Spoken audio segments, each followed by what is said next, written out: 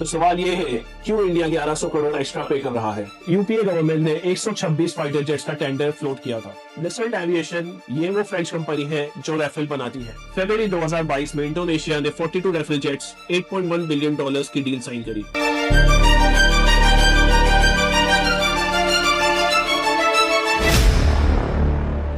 Same fighter jet और same French manufacturer, लेकिन price में 1100 करोड़ का फर्क। इंडोनेशिया 1747 करोड़ में राफेल खरीदता है और इंडिया रफली 2850 करोड़ में एयरक्राफ्ट को नेगोशिएट कर रहा है।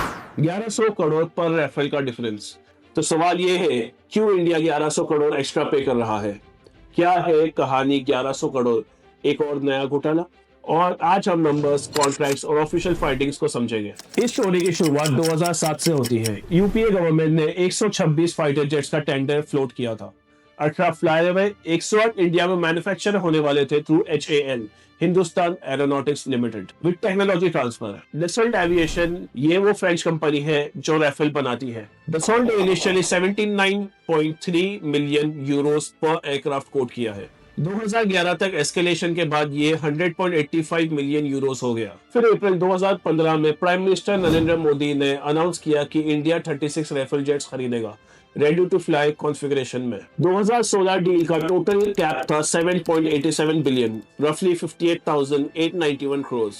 पर एयरक्राफ्ट की कॉस्ट अप्रोक्सीमेटली 1636 करोड़ निकलती है, लेकिन ये फुल पैकेज रिफ्लेक्ट नहीं करता। फरवरी 2022 में इंडोनेशिया ने 42 राफेल जेट्स $8.1 बिलियन की डील साइन करी। पर एयरक्राफ्ट कॉस्ट अप्रोक्सीमेटली 1747 करोड़। अब 2025 में India reportedly 114 Rafale 3.25 lakh crore में नेगोशिएट कर रहा है। Per unit approximately 2850 crore. यहीं से प्राइस कंपैरिजन की कंट्रोवर्सी स्टार्ट होती है। ऑफिशियल रिपोर्ट्स के मुताबिक डिफरेंस के कुछ मेजर रीजंस हैं। इंडिया की डील में इंक्लूड है meteor beyond visual range missiles, scraps cruise missiles, hammer precision guided munitions.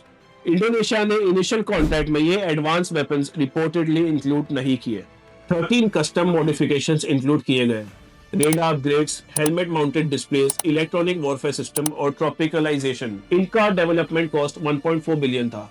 अगर 126 जेट्स में डिवाइड होता है तो कॉस्ट पर जेट कम होता है, लेकिन जब 36 जेट्स में डिस्ट्रीब्यूट हुआ तो पर एयरक्राफ्ट कॉस्ट सिग्निफिकेंटली इंक्रीज हो गया। इंडिया में 114 जेट प्लेन में रिपोर्टेडली 96 एयरक्राफ्ट नागपुर में मैन्युफैक्चर होने थे, मेक इन इंडिया के इनिशिएटिव में। इस पे production setup, stimulators, maintenance facilities और टेक्नोलॉजी ट्रांसफर इंक्लूडेड है।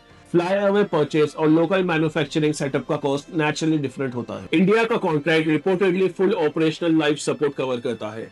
इस नई डील में लॉन्ग टर्म मेंटेनेंस और अपग्रेड्स भी प्राइस में रिफ्लेक्ट होते हैं। ये प्राइसिंग इशू सुप्रीम कोर्ट तक गया। दिसंबर 2018 में सुप्रीम कोर्ट ने पिटीशन डिसमिस कर दी। डिसीजन मेकिंग और प्राइसिंग में इरेगुलरिटी नहीं मिली। नवंबर 2019 में रिव्यू पिटीशन भी डिसमिस हो गई। 2021 में फ्रेंच मीडिया प्लेटफॉर्म मीडियापार्ट ने राफेल पेपर्स पब्लिश किए एलिजिबल करप्शन क्लेम्स के साथ।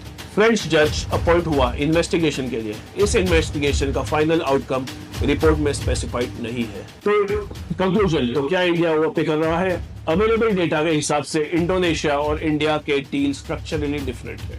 इंडोनेशिया लार्जली फ्लाईओवर कॉन्फ़िगरेशन में था। इंडिया के कॉन्ट्रैक्ट में advance weapons, custom enhancement, local production setup और लाइफस्टाइल सपोर्ट इंक्लूड है। इसलिए direct per unit comparison simple नहीं है।